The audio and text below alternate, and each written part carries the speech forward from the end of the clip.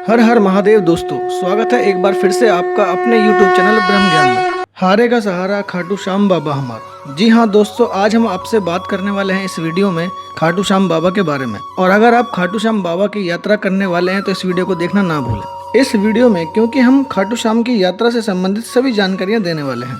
और दोस्तों, अगर आप हमारे YouTube चैनल पर पहली बार आए हैं या नए हैं तो हमारे YouTube चैनल को लाइक करना, शेयर करना ना भूलें और सब्सक्राइब करना तो बिल्कुल ना भूलें।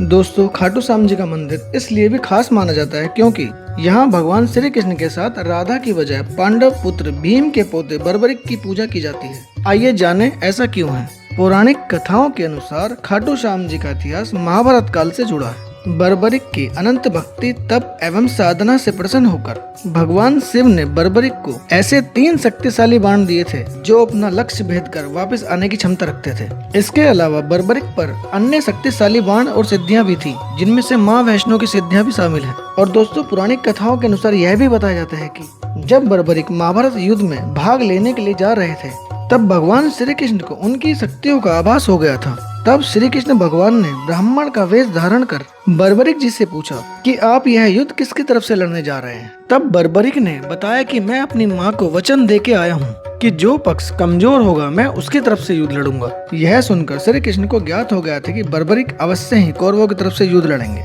क्योंकि युद्ध की उस घड़ी में पांडव विजय की तरफ बढ़ रहे थे और कौरव हार की तरफ बढ़ रहे थे। और अगर बर्बरिक ने कौरवों का साथ दिया तो मात्र एक बाण में ही पांडवों की सारी सेना समाप्त हो जाएगी। और दोस्तों, आगे बढ़ने से पहले बताना चाहते हैं कि यही कारण है जिस कारण बर्बरिक यानी कि खाटू श्याम बाबा को हारे का सहारा बाबा श्याम हमारा बोला जाता है, क्योंकि वह हमेशा कमजोर पक्ष जो हार रहा होता है उसका साथ देते हैं। चलिए आगे बढ़ते हैं। और दोस्तों, बर्बरिक जी युद्ध में अपनी शक्तियों का प्रयोग किस प्रकार करेंगे, यह सब जानने के लिए श्री कृष्ण जी ने एक योजना बनाई।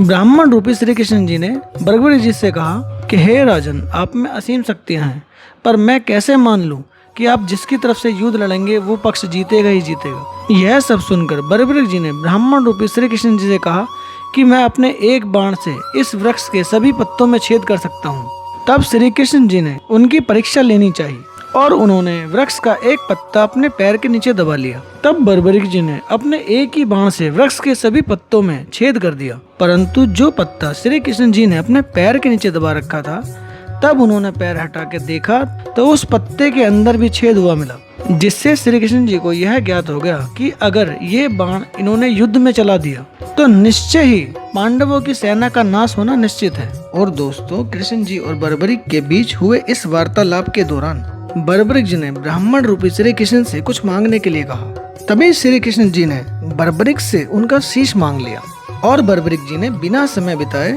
अपना शीश ब्राह्मण रूपी श्री कृष्ण को दे दिया। ऐसा देखकर श्री कृष्ण जी अत्यंत प्रसन्न हो गए और श्री कृष्ण भगवान ने अपने पूर्ण दर्शन देते हुए बर्बरिक को एक वचन दिया कि हे शीश दानी, आज मैं तुम्हें अपना नाम देता हूँ और कलयुग में तुम मेरे नाम से जाने जाओगे। और जो भी दीन दुखी अपनी मनोकामना लेकर सच्चे मन से तुम्हारे दर्शन करने आएगा उसकी सभी मनोकामना पूर्ण हो जाएंगी। और दोस्तों, कलयुग में यह मंदिर खाटू गांव में होने के कारण इनको खाटू श्याम बाबा के नाम से भी जाना जाता है। और दोस्तों, यही कारण है कि इस मंदिर में खाटू श्याम बाबा की श्री कृष्ण के साथ पूजा की जाती है। और श्री कृष्ण के अनेकों मंदिरों में से खाटू श्याम बाबा जी का मंदिर एक विशेष महत्व रखता है।